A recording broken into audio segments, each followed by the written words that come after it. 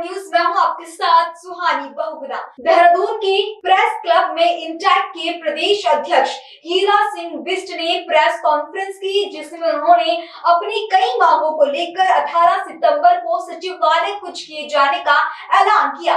इस दौरान उन्होंने पत्रकारों से बातचीत करते हुए कहा कि उत्तराखंड में जमीनों की भूमाफियों और प्रभावशाली व्यक्ति मनमाने ढंग से लूट कर रहे हैं, लेकिन सरकार इस पर अंकुश लगाने में नाकाम साबित हुई है। प्रदेश में बेरोजगारी दिन प्रतिदिन बढ़ती जा रही है। महिलाओं पर आपराधिक घटनाएं लगातार बढ़ रही है। हीरा सिंह बिष्ट ने कहा कि कई विभागों में 10 साल से अधिक समय से कार्यरत संविदा कर्मचारियों को अब तक नियमितीकरण नहीं किया गया।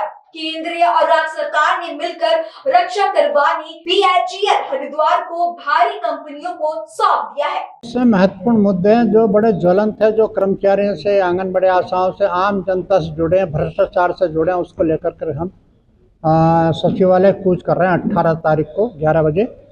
उसमें महत्वपूर्ण मुद्दे, एक तो पुरानी पेंशन दी जाए कर्मचारियों को, राज्य सरकार को, और कांग्रेस शासित राज्यों में राज्य कर्मचारियों को पुरानी पेंशन बहाल कर दी गई। हम तो भारत सरकार से भी कह रहे हैं अपने कर्मचारियों को पुरानी पेंशन, नई पेंशन जोड़ तोड़ कर ड्रामा कर रहे हैं, वो नहीं चलेगा, पुरानी पेंशन बहाल करने की बात कर रहे हैं। दूसरी बात, जो 50,000 स्थान रिक्त हैं उत्तराखंड में, उनको भरा जाए। यहाँ का नौजवान किसी का बच्चा तो लगेगा, उनको भरा जाए। जो हमारे भ्रष्टाचार हो रखा, सुप्रीम कोर्ट ने एक बड़ा आदेश किया, हम आभारी हैं उसके, कि गोल्डन फॉरेस्ट की सैकड़ों एकड़ जमीन 10,000 करोड़ के लगभग आंकी मूल्य, देहरादून, मसूरी, टेहरी, इधर सब है, उसको नीलाम किया जाए, क्योंकि माफियाओं के कब्जे में, भ्रष्ट अधिकारियों के कब्जे में। जो छोटे किसानों से खरीद कर उनको कंगाल कर दिया गया, उसका दुरुपयोग किया जा रहा है, इसलिए उसको नीलाम करने की बात, और सरकार उस पर मौन है। क्यों मौन है हम नहीं जानते। आंगनबाड़ी आशाओं का मानदेय 18,000 कम से कम किया जाए, दिन भर धक्के खाती हैं। पुरानी पेंशन बहाल की जाए, अन्य राज्यों ने कर दी कांग्रेस शासित ने। यहाँ के सरकारी कर्मचारी जो 40-50 साल सेवा देता है, पेंशन आपने बंद कर रखी, उस पुरानी पेंशन को बहाल किया जाए। जो 50,000 रिक्त स्थान है, उनको विधिवत तरीके से, नियमित रूप से उनको भरा जाए।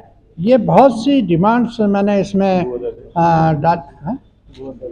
तो जिसमें भू अध्यादेश राज्य के लिए बहुत बड़ी बात है कि भू अध्यादेश अगर नहीं होगा तो यहाँ का लूट मार नहीं बचेगी। हिमाचल की तरह से हमारा अपना भू कानून उत्तराखंड का होना चाहिए। सरकार इस पर क्यों मौन है? इस पर तो कोई मतभेद नहीं है। विपक्षी कह रहा है, सत्ता पक्ष भी चाह रहे, तो सरकार करे। मुख्यमंत्री जी क्यों चुप हैं इस पर? ऐसी स्मार्ट सिटी प्रोजेक्ट में देहरादून में जो लूट मार हुई 10,000 करोड़ कितने की, उस स्वच्छता के नाम पर, उस भर्ती की, उसकी भी जांच की हम लोग मांग कर रहे हैं। और दूसरे, प्रदेश को शर्मसार करने वाला मामला जैसे अंकिता भंडारी की सीबीआई जांच की, उस पर आज तक कुछ नहीं हुआ, जानते भी सरकार चुप है। सामूहिक बलात्कार आईएसबीटी में हुआ, सरकार चुप है। हरिद्वार में एक लड़के के साथ बलात्कार व मर्डर का चुप है। रुद्रपुर में चुप है। तो महिलाओं पर अत्याचार में भी उत्तराखंड और राज्यों से कहीं पीछे नहीं है, और सरकार इस पर मूक दर्शक बनी है। ये हम सरकार से मांग करते हैं कि इन सबका कारोबार पूरे प्रदेश में हो रहा। रातों जमुना में आसपास से गांव के लोग नहीं सो पा रहे, गंगा में, सौंग में रातों ट्रक चल रहे। अवैध खनन पूरी सरकार मिली है, पूरे नेता मिले, अधिकांश मंत्री और अधिकारी इसी लूट में लगे कि अवैध खनन उत्तराखंड में चरम सीमा पर, और मुख्यमंत्री संरक्षण में होगा, कोई कार्रवाई नहीं हो रही। अरे विधिवत तरीके से कराओ, काम भी हो जाए, लेकिन नहीं, रातों रात पूरे गांव सो नहीं रहा है। इस अवैध खनन के खिलाफ भी हम लोग चाह रहे। अच्छा, ओएनजीसी हेडक्वार्टर को बार बार शिफ्ट करने को आसान क्षेत्र नहीं, शांत क्षेत्र है देहरादून, यहाँ मुख्यालय क्यों शिफ्ट करना चाह रहे? 2-3 बार हमने धरना दिया तो रुक गया, अस्थायी रूप से रुका। अगर मुख्यालय यहाँ शिफ्ट करना कोई आतंकवादी क्षेत्र नहीं है, शांत क्षेत्र है देहरादून, तो ओएनजीसी मुख्यालय शिफ्ट करना क्यों चाह रहे? ये देहरादून में कुछ रखोगे? सर्वे ऑफ इंडिया भेज दिया आपने, बंद हो गए जब 500 लोगों को प्रतिवर्ष नौकरी मिलती थी। ऑर्डिनेंस फैक्ट्री चारों डिपार्टमेंट और चारों डिफेंस कारखाने आपने बेच दिए, प्राइवेट को दे दिए। एफआरए को बेचने की तैयारी आपने, सीडी एयरफोर्स अकाउंट आपने बेच दिया, अब बीएचएल को बेचने की तैयारी। उत्तराखंड में क्या रहेगा? तो ये सरकार क्या कर रही है? हम जनता को जागरूक करें। सरकार का कहेंगे डबल इंजन सरकार है, तो इन उद्योगों को, इन कारखानों को मत बेचो। भारत सरकार से और अधिक उद्योग लगने चाहिए, कारखाने लगने चाहिए। जो इंडस्ट्रियल तिवाड़ी जी ने शेड्यूल बनाए, तो उनको फलीभूत करो। नौजवान जाएगा कहाँ? पलायन आप नहीं रोक पा रहे। भू कानून नहीं बनेगा तो बाहर के अधिकारी यहाँ कब्जा करेंगे जमीनों पर, खनन पर, सारा कब्जा माफियाओं का आज की तारीख। आप चले जाइए टिहरी झील, हरियाणा के लोगों को दे दिया आपने, ये खनन का काम हरियाणा के लोगों को दे दिया।